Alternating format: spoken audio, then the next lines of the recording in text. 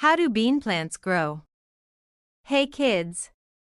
Have you ever wondered how a tiny bean seed can grow into a big, leafy plant? Let's learn how. Seed stage. A bean plant starts its life as a tiny seed. Inside the seed, there's a baby plant waiting to grow. When we plant the seed in the soil, it drinks water. If it's warm enough, the seed coat cracks open. A tiny root pops out and the plant starts to grow. Germination.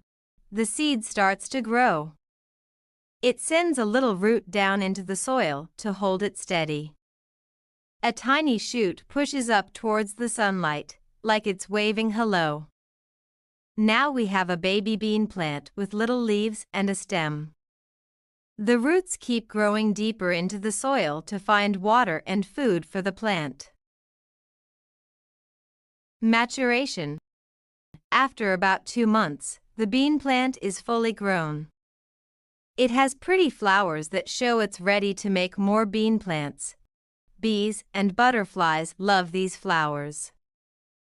They help the plant by carrying pollen from one flower to another. This helps the plant make new seeds.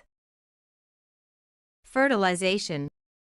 When the pollen lands on the flower, it starts to grow a tiny tube. This tube reaches the flower's ovary, and a new seed is made. The seed has food inside to help it grow, and a hard coat to protect it. Now we have a new seed ready to make a new bean plant. And there you have it. From a tiny seed to a big, strong plant, bean plants are amazing. Next time you see a bean plant, you'll know all about its journey. Keep exploring and keep growing.